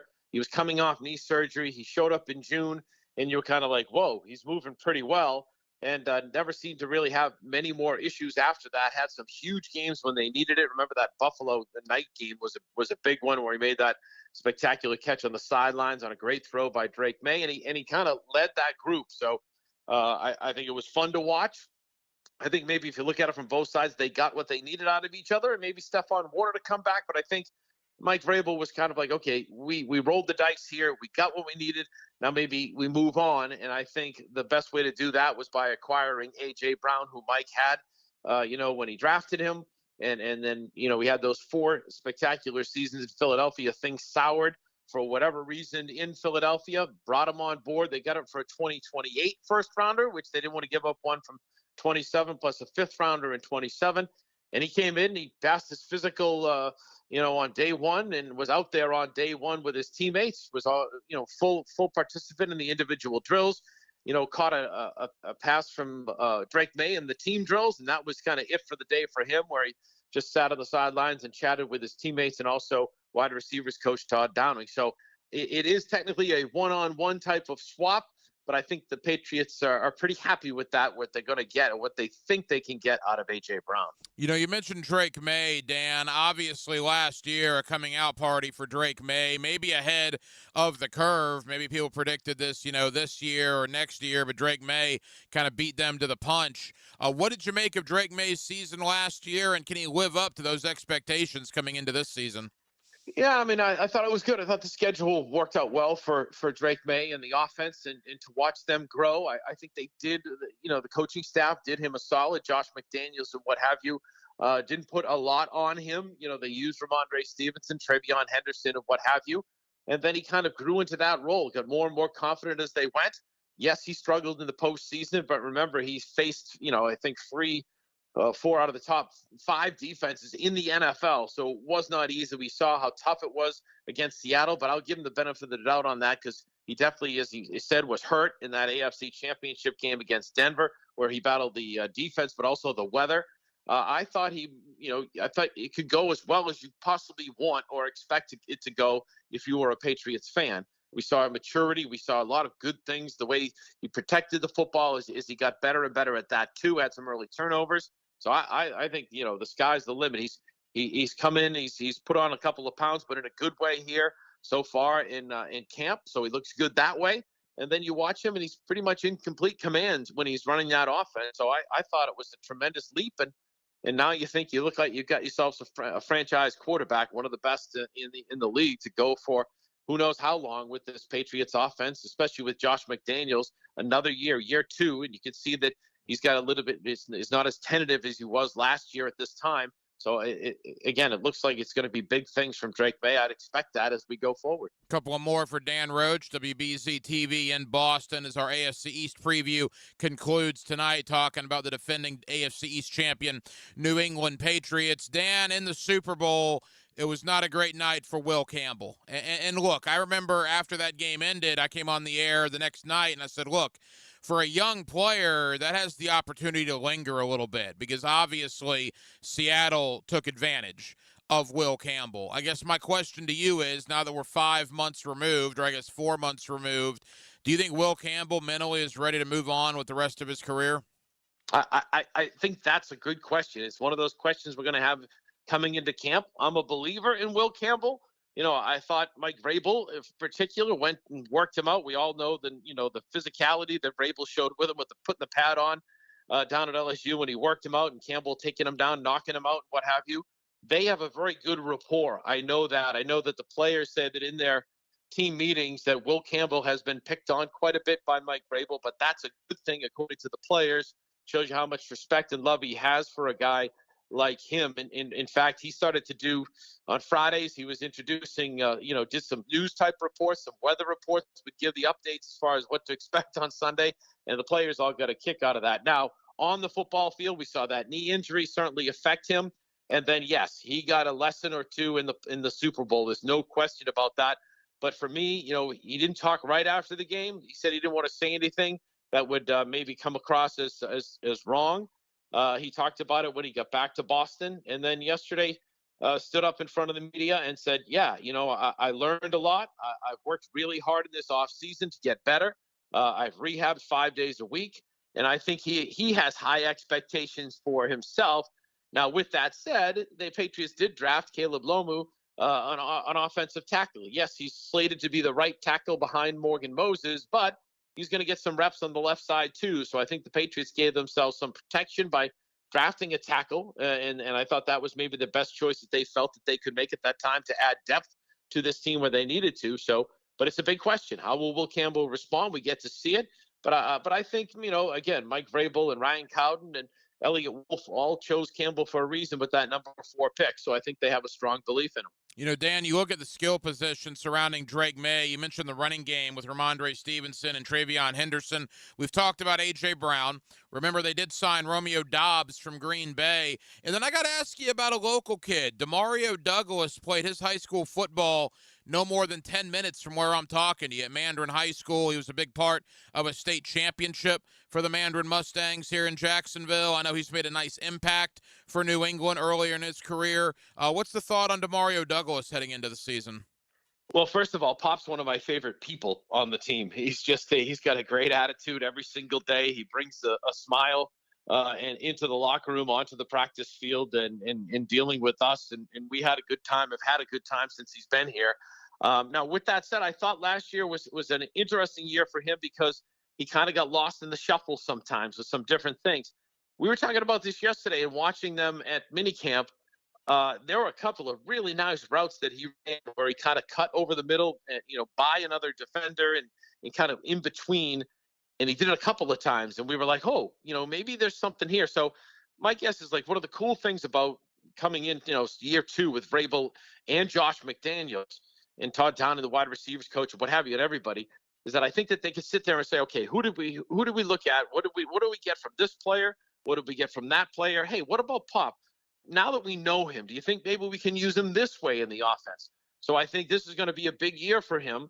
And again, you mentioned A.J. Brown and Romeo Doubs. One question mark is Kayshon Boutte, who's been very good for the Patriots. He's been consistent and gotten better every year.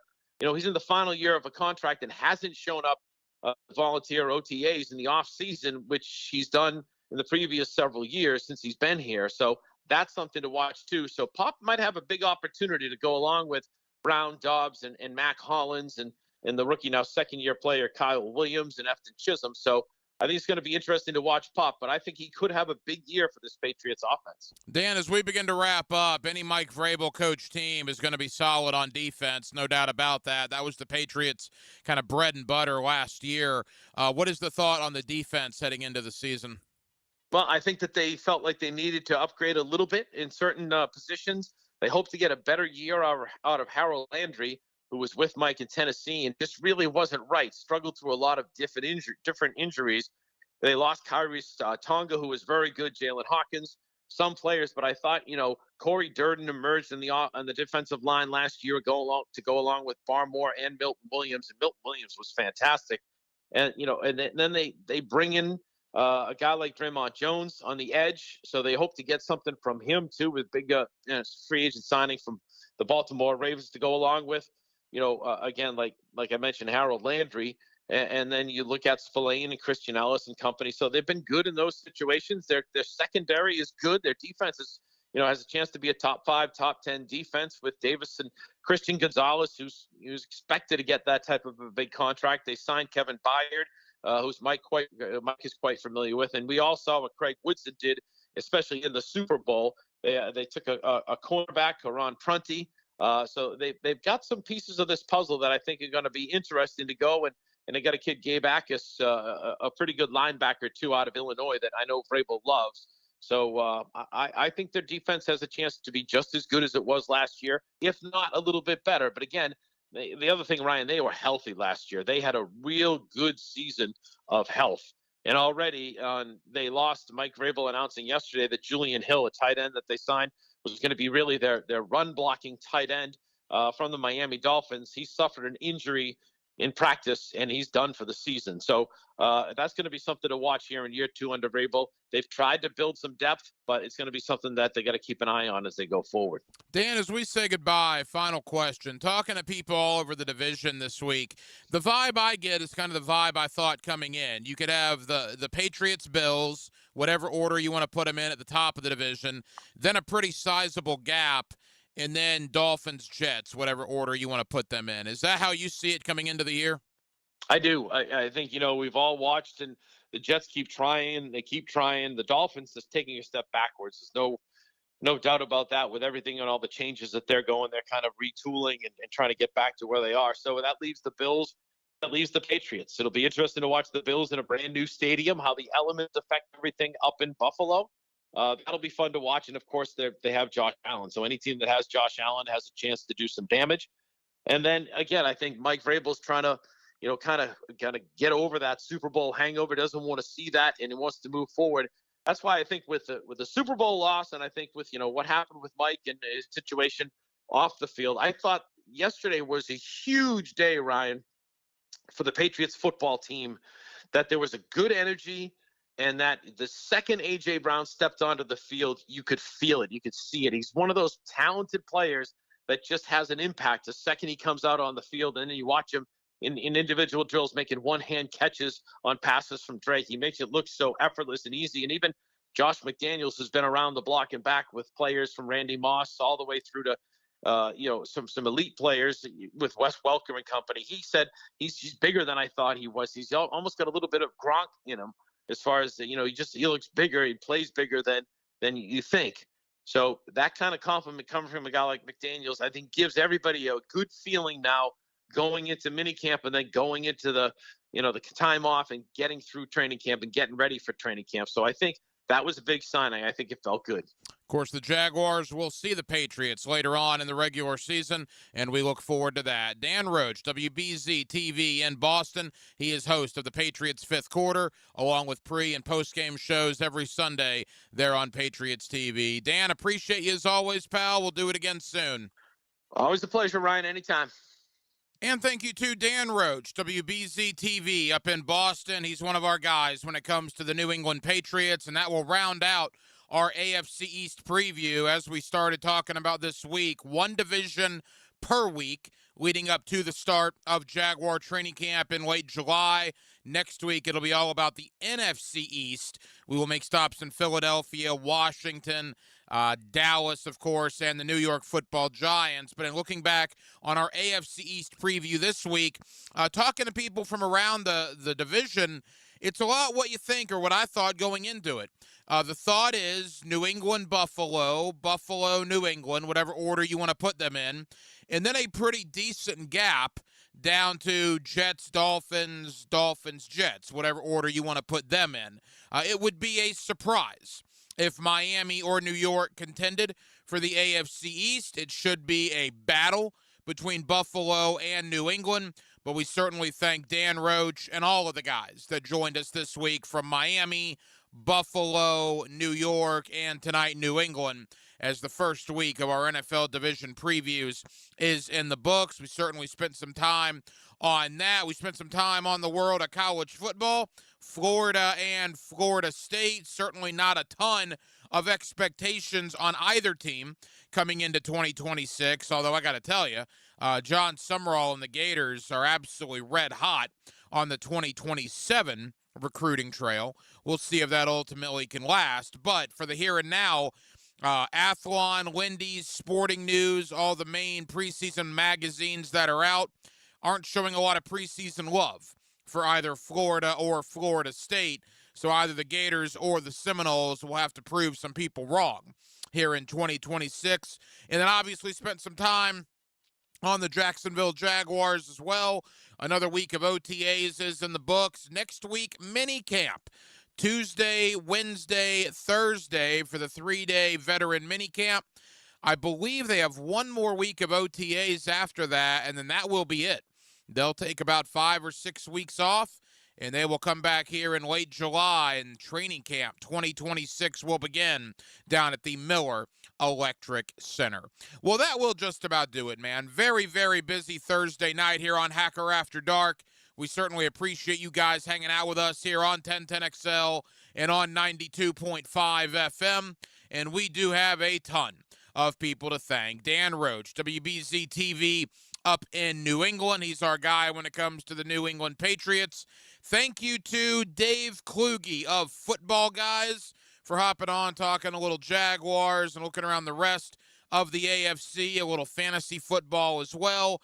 Bill Bender of the Sporting News stopped by to talk Florida and Florida State preseason outlook, and we gave you a Hacker After Dark replay of our one-on-one conversation with Dennis Gardeck from earlier this week down at Jaguar OTAs. Gardeck should be a big factor on what the Jaguar defense does this year, and we certainly appreciate Dennis and the Jaguar PR staff for setting that up for us earlier this week here on Hacker After Dark. Now, we will be back tomorrow night on a Friday to close out the week beginning at 8 o'clock, and we do hope that you join us then. Aaron Williams was your producer tonight. Aaron, great job as always. I'm the Hacker Ryan Green. And again, Jacksonville, thank you for spending part of your Thursday evening with us right here on Hacker After Dark on 1010XL and on 92.5 FM. So for all of us here on HAD, have a terrific remainder of your Thursday evening, and we will talk to you again tomorrow night to close out the week on a Friday beginning at